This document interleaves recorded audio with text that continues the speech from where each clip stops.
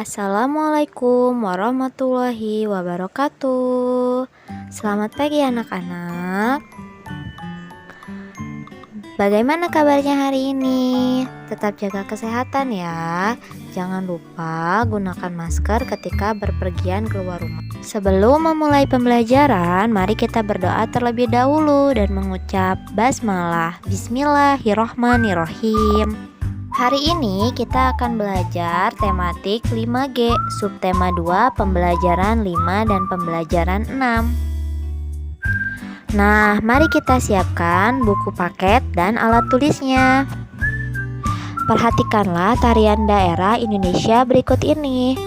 Apa nama tarian pada gambar A dan gambar B? Bagaimanakah pola lantai tari yang tampak pada gambar? Dan apa bentuk polanya? Sekarang mari kita isi tabel berikut ini. Pola lantai pada gambar A adalah pola lantai tari vertikal. Silahkan digambar bentuk pola lantainya. Lalu yang kedua pada gambar B adalah pola lantai tari lingkaran. Nah, sekarang coba dibentuk gambar pola lantainya. Materi selanjutnya adalah kita akan belajar tentang perjuangan diplomasi. Mari kita simak pembahasan berikut ini. Anak-anak, sejak pembacaan teks proklamasi, gaung proklamasi terdengar di mana-mana. Namun, belum lama menikmati kemerdekaan, Indonesia sudah dihadapkan dengan perjuangan mempertahankan kemerdekaan. Karena Belanda ingin menjajah Indonesia lagi, akibatnya pertempuran terjadi di mana-mana. Korban pun banyak berjatuhan.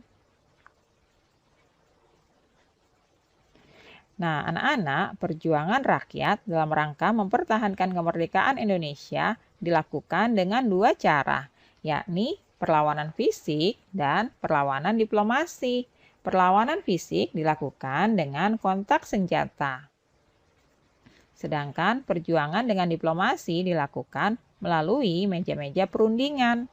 Perlawanan fisik dilakukan di berbagai daerah, antara lain sebagai berikut.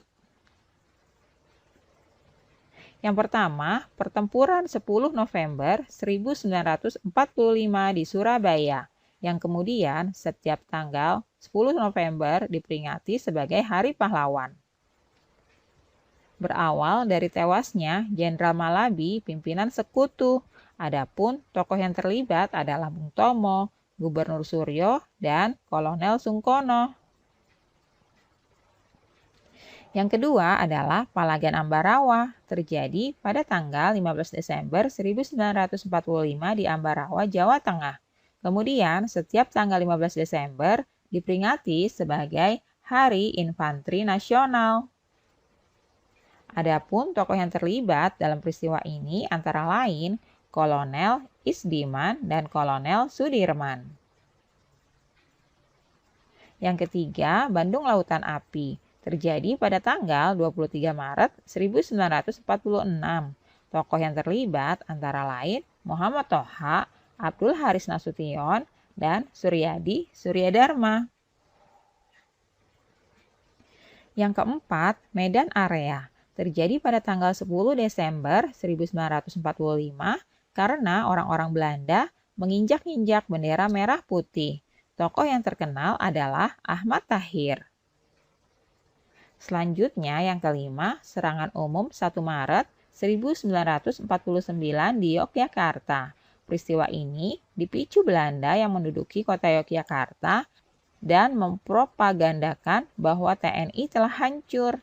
Tokoh yang terlibat antara lain Letkol Soeharto dan Sultan Hamengkubuwono IX. Nah, anak-anak, perjuangan secara diplomasi juga dilakukan dari perundingan satu ke perundingan yang lainnya. Yang pertama adalah perundingan Linggarjati, diadakan pada tanggal 10 November 1946 di Linggarjati, Cirebon, Jawa Barat. Hasil perjanjian ini sebagai berikut. Belanda hanya mengakui kekuasaan Republik Indonesia atas Jawa, Madura, dan Sumatera. Kemudian, negara Indonesia Serikat terdiri dari Negara Republik Indonesia, Negara Indonesia Timur, dan Negara Kalimantan. Hasil yang ketiga adalah negara Indonesia Serikat dan Belanda merupakan satu uni dengan nama Uni Indonesia Belanda yang diketuai oleh Belanda. Namun Belanda mengingkari perjanjian ini dan melancarkan agresi militer Belanda I pada tanggal 21 Juli 1947.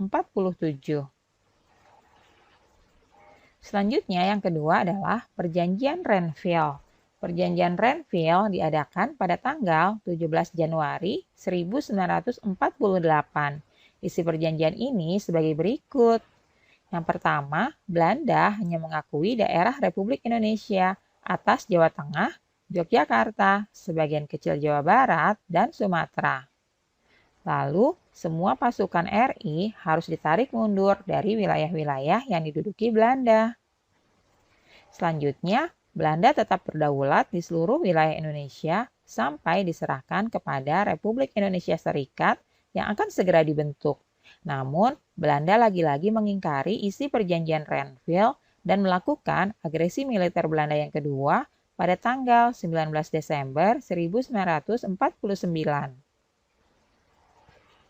Yang ketiga, Perjanjian Rumroyen diadakan pada tanggal 17 April 1949 di Jakarta.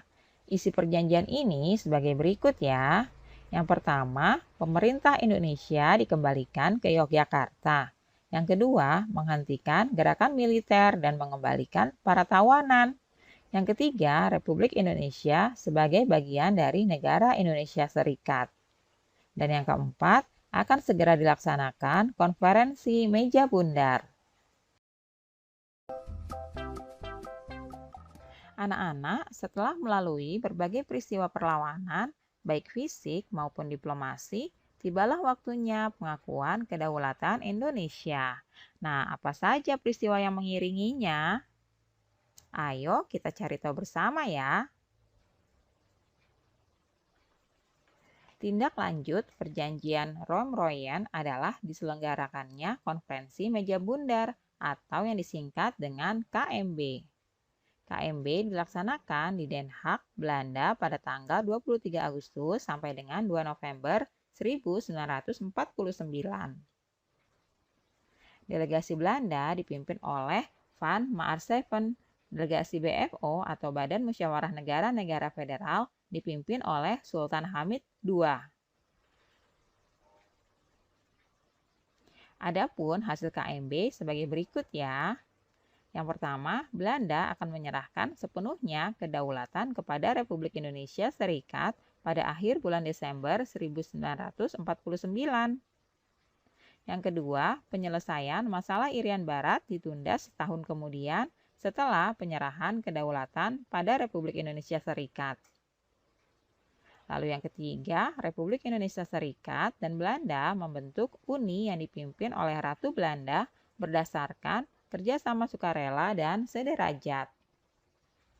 Yang keempat, Republik Indonesia Serikat harus membayar utang kepada Belanda sejak tahun 1942. Lalu yang kelima, pembubaran KNIL dan memasukkan anggota KNIL ke APRIS. Dan yang keenam, kapal-kapal perang Belanda ditarik kembali dari Indonesia. Selanjutnya, yang ketujuh adalah Konstitusi Republik Indonesia Serikat dipermaklumkan kepada Kerajaan Belanda. Selain itu, hasil KMB juga mengembalikan wilayah-wilayah Indonesia menjadi satu kesatuan, kecuali Irian Barat. Sesuai hasil kesepakatan dalam KMB, pada tanggal 27 Desember 1949, diadakan upacara pengakuan kedaulatan dari pemerintah Belanda kepada Republik Indonesia Serikat. Pengakuan kedaulatan Indonesia dilaksanakan di Belanda dan di Indonesia.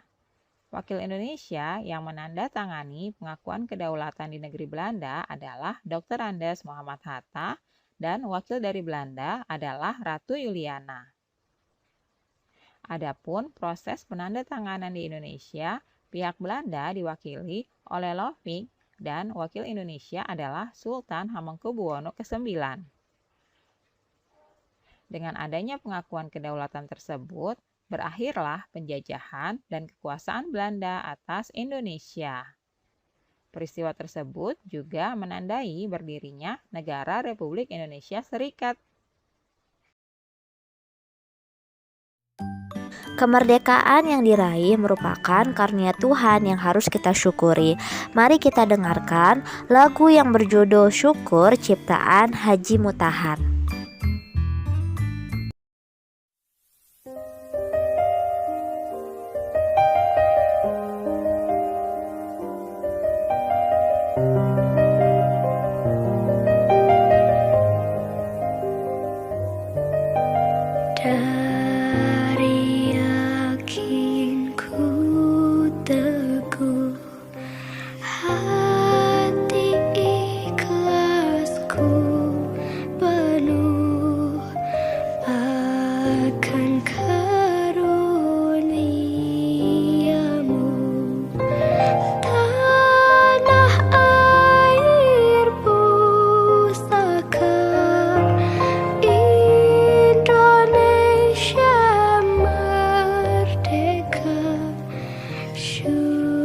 Syukur aku sembahkan kehadirat-Mu, Tuhan.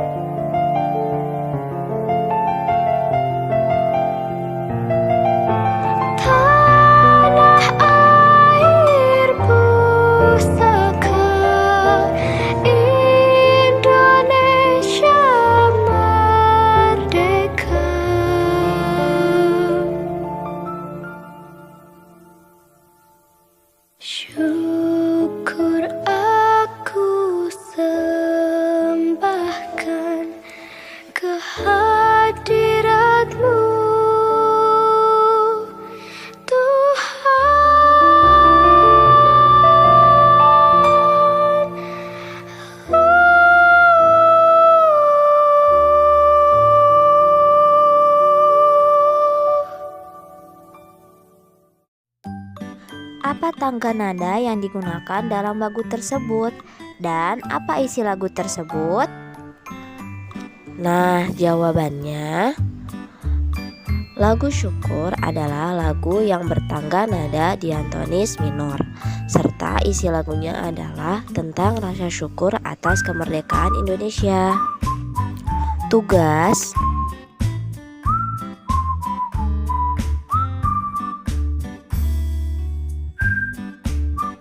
cukup sekian pembelajaran hari ini. Tetap semangat mengerjakan tugas daringnya ya. Wassalamualaikum warahmatullahi wabarakatuh. Terima kasih.